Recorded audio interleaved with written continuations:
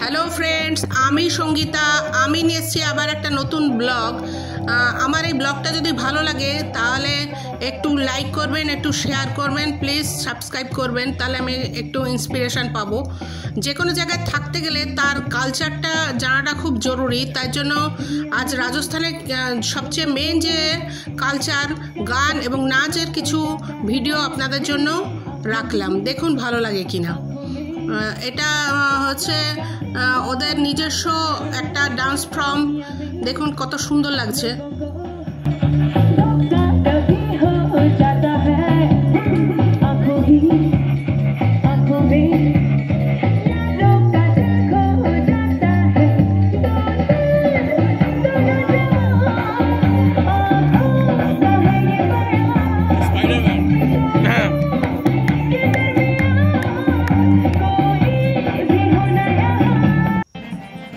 আর এই দেখুন, এটি একটা রাজস্থানীদের ফোক ডান্স। মাথার উপরে অনেকগুলো হাড়ি নিয়ে ওরা করে।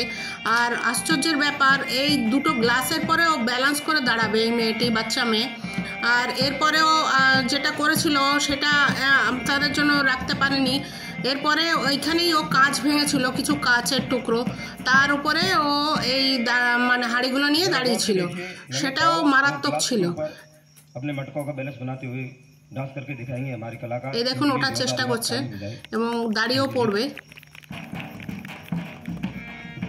এই দাঁড়িয়ে পড়েছে পুরো, দুটো গ্লাসের পরে পুরো ব্যালেন্স করে।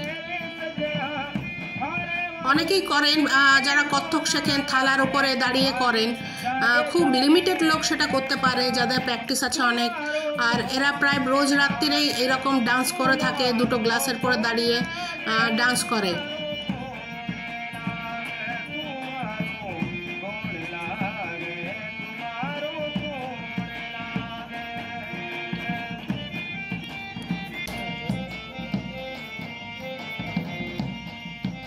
এই হাড়ি নিয়ে, অনেকগুলো হাড়ি নিয়ে নাচ চলছে।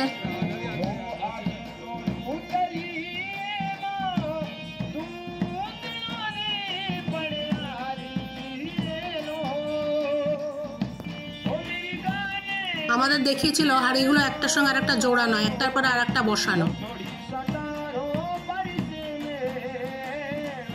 দেখুন অনেকটা আমাদের যে পুতুল নাচ হয় ওই রকম ভঙ্গিতে নাচ করে যাচ্ছে।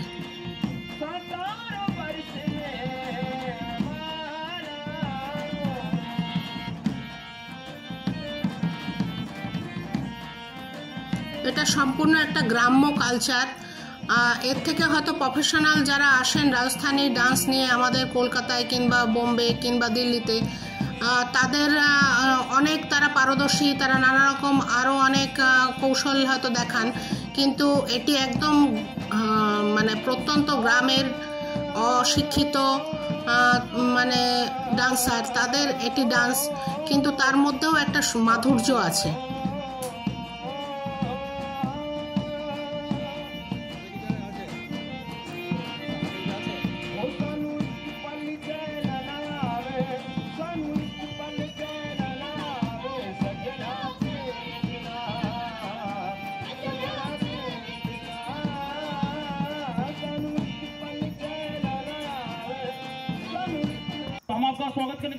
আর এটি হচ্ছে ওদের গান, ওরা নিজেরাই পরিচয় দিচ্ছে কি এই গানের মাধ্যম কিভাবে বলতে চাইছে।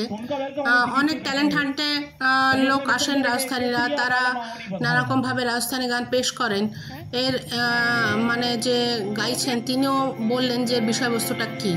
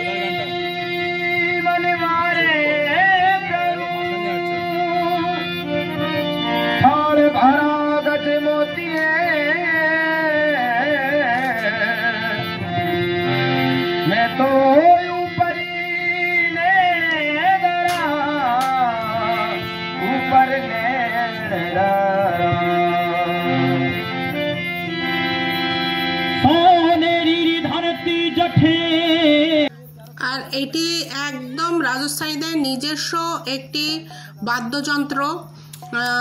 এটা অনেকেই চেষ্টা করলে হয়তো বাজাতে পারবেন না। এখানে যারা উপস্থিত ছিলেন অনেকেই চেষ্টা করেছিলেন কিন্তু পারেননি।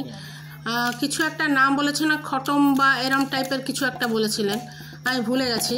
কিন্তু এই যে এনার সঙ্গে এই ঢোলকের সঙ্গে এই যে সঙ্গতটা আজও স্মৃতিতে বসে আছে, দারুণ লেগেছিল।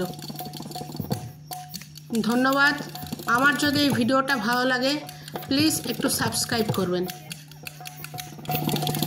Thank you.